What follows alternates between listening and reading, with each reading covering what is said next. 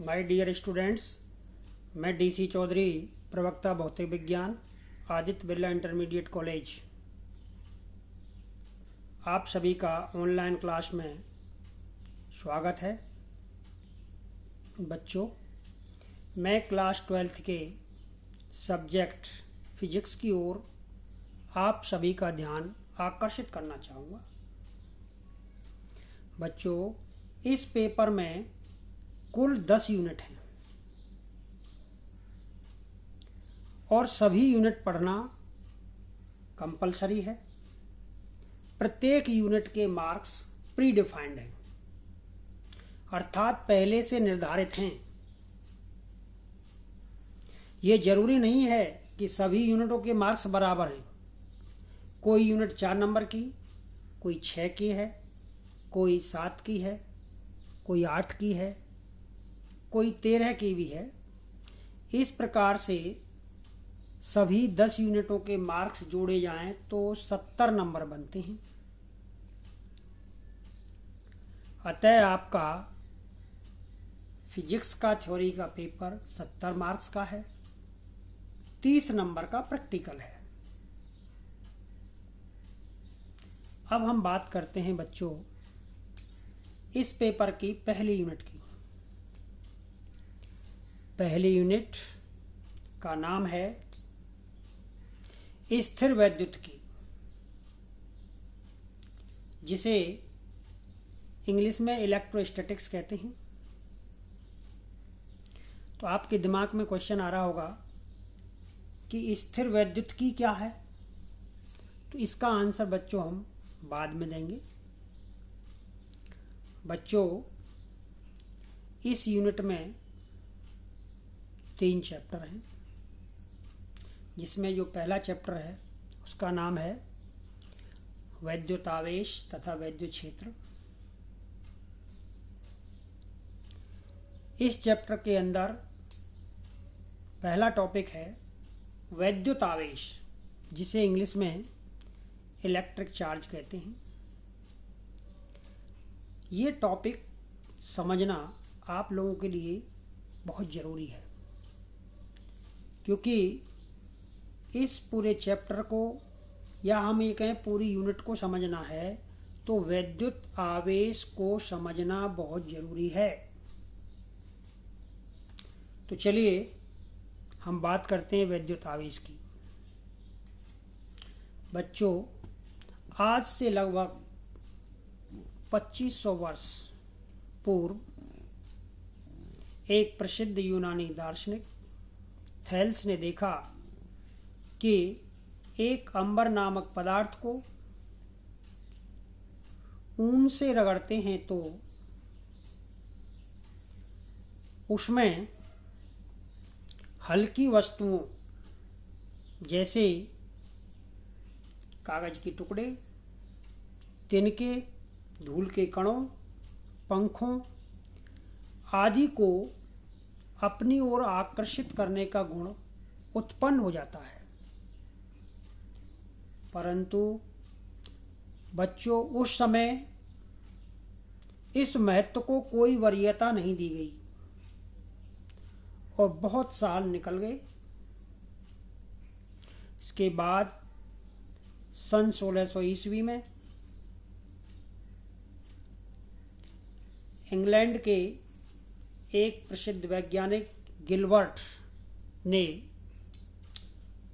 प्रयोगों के आधार पर बताया कि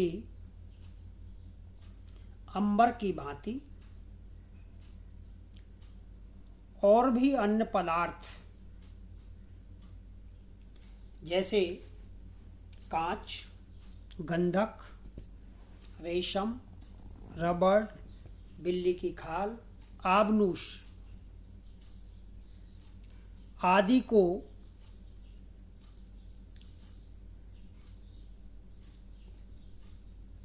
रगड़ते हैं तो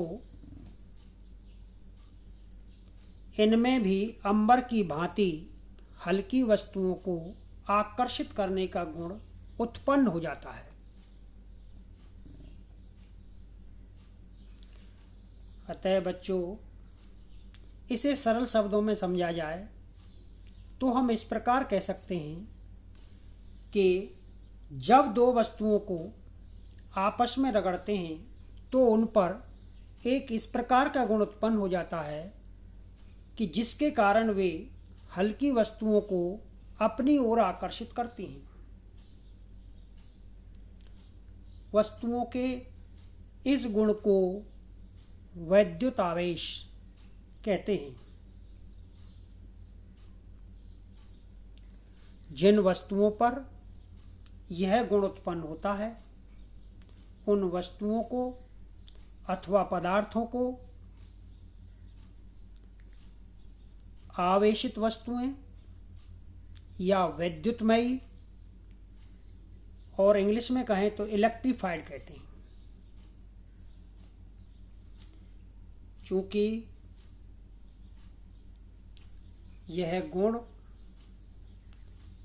वस्तुओं को रगड़ने अथवा घर्षण के कारण उत्पन्न हुआ है, अतः इसे घर्षण वैद्युत भी कहते हैं। तो बच्चों, आपकी समझ में आया होगा वैद्युत आवेश क्या है। तो हम अब आपको एक प्रयोग करके दिखाते हैं। देखिए बच्चों, ये एक प्लास्टिक का कंघा है और ये बाल हैं, सूखे बाल हैं, सूखे बाल। और इस कंघा को, प्लास्टिक कंघा को यदि हम बालों से रगड़ते हैं या घर्षण कराते हैं इस तरह से, तो हम देखते हैं कि इस कंघे को जब हम एक हल्की वस्तु, ये कागज का टुकड़ा है, हल्की वस्तु के पास ले जाते हैं तो ये इसको आकर्षित करने लगता है।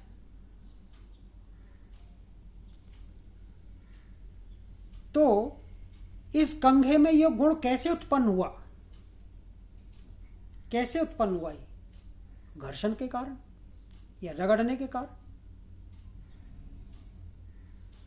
तो ये एक वस्तु है, ये दूसरी वस्तु है और ये हल्की वस्तु है। तो अब इसको आप समझिए, जब एक वस्तु को दूसरी वस्तु से रगड़ते हैं तो इस पर एक गुण उत्पन्न हुआ जिसके कारण यह हल्की वस्तु को अपनी ओर आकर्षित कर रहा है। तो इस कंघे पर उत्पन्न गुण को आवेश या वैद्युत आवेश कहते हैं, तथा इस कंघे और तथा बाल को आवेशित वस्तुएं कहते हैं।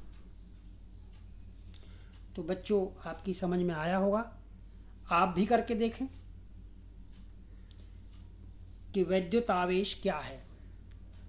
जब हमने इस यूनिट का नाम बताया था स्थिर वैद्युत की, तो हमने क्वेश्चन दिया था आपको कि स्थिर वैद्युत की क्या है। अब हम उसका आंसर यहां बताते हैं। स्थिर वैद्युत की विज्ञान की वह शाखा है जिसमें हम ऐसी वस्तुओं का अध्ययन करते हैं जिन पर आवेश स्थिर अवस्था में होता है। स्थिर वैद्युत की कहलाती है। तो बच्चों, इस वीडियो में हमने आज आपको कुछ बेसिक जानकारी दी और इलेक्ट्रोस्टैटिक्स क्या है, इलेक्ट्रिक चार्ज क्या है, ये आपको बताया। अगले वीडियो में हम आपको बताएंगे आवेश के प्रकार। Thank you.